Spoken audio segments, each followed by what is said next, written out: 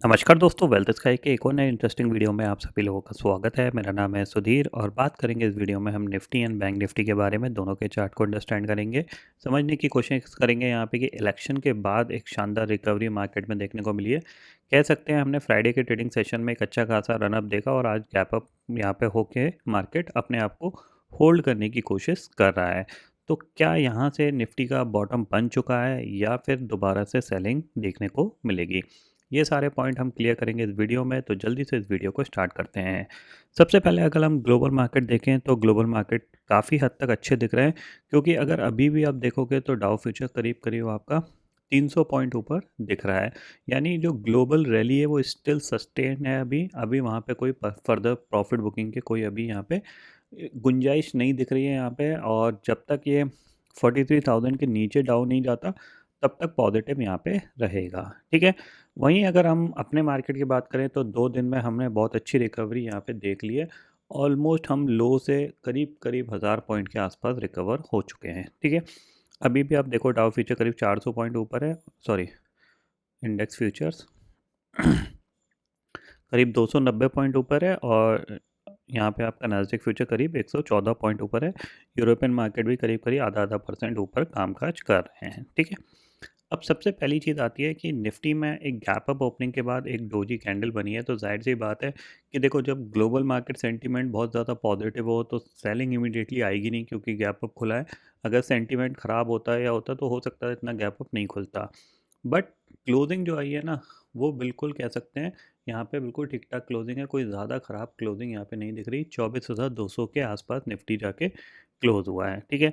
Option chain में क्या changes हुए हैं वो देख लेते हैं, क्योंकि ये मंथली एक्सपायरी है और मंथली एक्सपायरी में मार्केट थोड़ा सा जिस लेवल से गिरा था उस लेवल तक जाने की कोशिश करता है। तो ऑलमोस्ट 24,500 के आसपास से गिरा था, उसी के आसपास ये आ गया। तो अगर हम अभी करेंटली डाटा देखें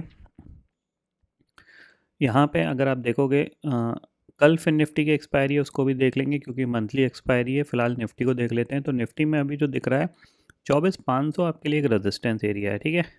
इसके बाद आप देखोगे तो 24,300 पे भी 75 लाख का ओपन इंटरेस्ट बना हुआ है। 24,300 की पुट पे 59 लाख का ओपन इंटरेस्ट है। इसका मतलब क्या है, 24,300 आपके लिए एक स्ट्रॉन्ग रेजिस्टेंस का काम कर रहा है। इसके ऊपर निकलने की कोशिश आज भी करी थी, वहाँ से सेलिंग आके नीचे ही जाके ये बंद हुआ है। ठीक है। अब यहाँ पे हम चलते हैं निफ्टी पे, और आपका क्या व्यू होना चाहिए। सिंपल सी चीज़ है, देखो निफ्टी ने ये गैप क्रिएट किया है। ठीक है। ये गैप क्रिएट किया है। ठीक है। ये एक पर्टिकुलर ट्रेंड लाइन है। ठीक है। सिंपल सी चीज़ है। और आपके लिए जो रेजिस्टेंस है वो आपका ये एक पर्टिकुलर पॉइंट रेजिस्टेंस है। ठीक है। जो कि अराउंड 24,300 है। तो सिंपल सी चीज़ ये है कि 24,200 के नीचे आपको इसको शॉर्ट करना है। ठीक है। 24,200 के नीचे आपको इसको शॉर्ट करना है। 24,200 के ऊपर जब तक टिका हुआ है कोई दिक्कत नहीं है, आप इसको शॉर्ट मत करो। ठीक है। बाइंग की फ़िलहाल मैं कुछ नहीं बोल रहा, क्योंकि ये गैप है और इस गैप को ये कभी भी फिल करने नीचे आ सकता है। करीब करीब ऑलमोस्ट 300 पॉइंट का गैप है, ध्यान में रखना। क्योंकि 24,200 से अगर आप शॉर्ट करोगे तो नीचे आपका 24,000 टारगेट और 23,900 का टारगेट आपको मिलेगा, और हो सकता है कि उस फ्लो में ये 23,750 भी चला जाए। ठीक है। तो आपको सिंपल से लॉजिक क्या फॉलो करना है, दो चीज़ें हैं यहाँ पे। अगर 5 मिनट के चार्ट के हिसाब से मैं यहाँ पे बताऊँ, ठीक है, चाहो तो आप इस लो के नीचे शॉर्ट करो। ठीक है। टारगेट आप 24,000 का लेके चलो। ठीक है। या फिर 24,200 के नीचे ये ट्रेड करना स्टार्ट कर दे तो अभी आप इसको शॉर्ट कर सकते हो। यानी 24,200 के नीचे इसको शॉर्ट करो, स्टॉप लॉस डाल दो अराउंड 24,250 का। ठीक है। 250 निकलेगा, काट दीजिएगा अपना शॉर्ट की पोजीशन को। 24,200 के नीचे इसको शॉर्ट करो। टारगेट थोड़ा सा बड़ा लेके चलना। क्यों बोल रहा हूँ मैं बड़ा लेके, क्योंकि जिस दिन भी ये सेलिंग के लिए आएगा नीचे ना, हो सकता है कि कल भी ये कंसोलिडेशन कर जाए। तो हो सकता है आपको मंथली सीरीज़ में, यानी मंथली एक्सपायरी में या फिर सेंसेक्स वाली एक्सपायरी में ये नीचे की तरफ मूवमेंट कर सकता है। अब इस मूवमेंट को अगर आपको ट्रैक करना ही करना है, आप चाहते हो कि ये मूवमेंट मुझसे मिस ना हो जाए, तो मैं सिंपल सी चीज़ आपको बोलूँगा कि 24,350 के स्टॉप लॉस, यानी आज के हाई के स्टॉप लॉस से आप क्या कर सकते हो, ये स्टॉप लॉस डाल के आप सीधी सीधी आप मंथली वाली, नेक्स्ट मंथली वाली आप पुट ले सकते हो। कौन सी? 26 दिसंबर की 24,000 की पुट ले सकते हो। करीब 211 की चल रही है, इसमें आपको डबल का टारगेट मिल सकता है। ठीक है। अगर आप सेम डे में मूवमेंट पकड़ोगे तो आपको अच्छा प्रॉफिट मिल जाता है, अगर आप पोजीशन बना के रखते हो तो थोड़ा सा प्रॉफिट कम मिलता है, बट लेकिन ठीक ठाक सा मिल रहा है। जो लोग कम रिस्क लेना चाहते हैं तो वो चाहो तो आप नीचे अराउंड 23,500 की पुट ले लो, 100 रुपये की, ठीक है, 117 रुपये की चल रही है, पूरा महीना है आपके पास। 24,350 के ऊपर निफ्टी क्लोज हो जाए, काट दीजिएगा पोजीशन। 24,350 जब तक नहीं क्लोज होता, नीचे की तरफ आपके लिए 23,900 का टारगेट ओपन है। तो अराउंड देखा जाए तो करीब करीब 350 पॉइंट तक मार्केट नीचे जा सकता है निफ्टी। ये पोजिशनल व्यू की बात कर रहा हूँ मैं। इंट्राडे में आप कैसे पकड़ते हो, किस तरीके से पकड़ते हो, वो आपके ऊपर है। इंट्राडे में मैंने बताया 24,200 के नीचे निफ्टी ट्रेड करता है, तो डेफिनेटली आपको सेल साइड पे ही रहना चाहिए, क्योंकि ये गैप फिल कर सकता है, ठीक है। वहीं अगर हम बैंक निफ्टी की बात करें, अब ये गिरेगा कब, ये भी मैं आपको यहाँ पे थोड़ा सा अंदाज़ा लगा के बता सकता हूँ, ठीक है। देखो, सब कुछ डिपेंड करेगा बैंक निफ्टी पे, क्योंकि बैंक निफ्टी ने भी एक गैप क्रिएट किया है, ठीक है। यहाँ तक का गैप है, अभी 52,000 के ऊपर ट्रेड कर रहा है, तो 52,000 के नीचे ये ट्रेड करना स्टार्ट कर दे तो फिर आप दोनों में शॉर्ट रह सकते हो, ठीक है। अब ये 52,000 ब्रेक कब होगा इसको हम समझते हैं, तो उसके लिए हम डे चार्ट पे चलते हैं। तो देखो, सिंपल सी चीज़ ये है कि मार्केट ने क्या किया, नीचे वालों के स्टॉप लॉस ट्रिगर किए और अब ये ऊपर आ गया है। तो जाहिर सी बात है, ऊपर आया तो ऐसे ये इसको नीचे तो नहीं लाएंगे, ठीक है। अब ऊपर वालों के स्टॉप लॉस ट्रिगर होंगे, यानी अगर मार्केट को नीचे आना है ना, तो सबसे पहले ये हाई ब्रेक होगा। ये हाई कितना है आपका, 52,586 का, यानी 52,600 जब बैंक निफ्टी में हिट हो जाए, उसके बाद जब सेलिंग के लिए बैंक निफ्टी या निफ्टी नीचे आता है, तब आपको अपनी पोजीशन में बने रहना है, यानी बड़े टारगेट के लिए प्ले करना है, ठीक है। सिंपल सी चीज़ है, मार्केट क्या करेगा, ये स्टॉप लॉस पहले ट्रिगर करेगा, फिर एक दो दिन हो सकता है साइडवेज हो जाए, और उसके बाद ये फ्लो में दोबारा से 51,000 के आसपास आ सकता है, या फिर इस गैप को फिल कर सकता है, ठीक है।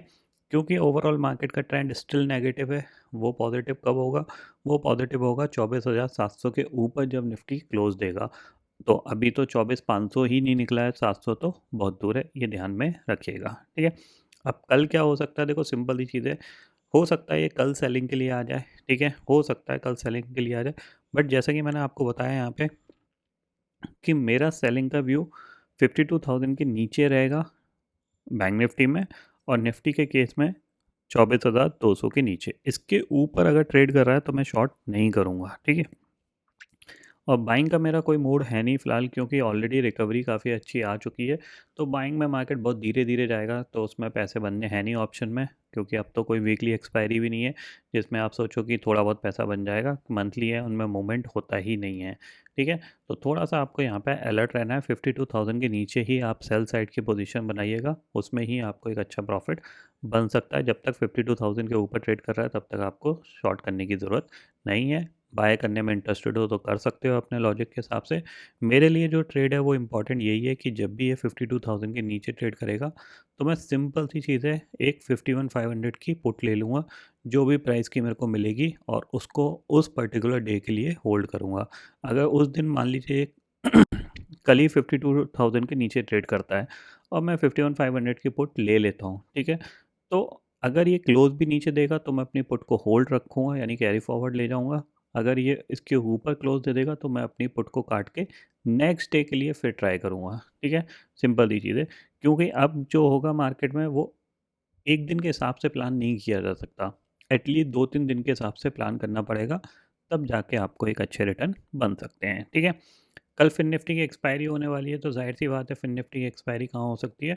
तो अगर देखा जाए यहाँ पे फिन निफ्टी की जो एक्सपायरी हो सकती है 24,000 के आसपास ही हो सकती है। मतलब मेरे को लगता है थोड़ा कंसोलिडेशन ही करेगा ये, क्योंकि ऑलरेडी 2 दिन एक अच्छा मूवमेंट हो चुका है मार्केट में। तो थोड़ा-सा कंसोलिडेशन वाला व्यू रख सकते हैं हम कल के ट्रेडिंग सेशन में।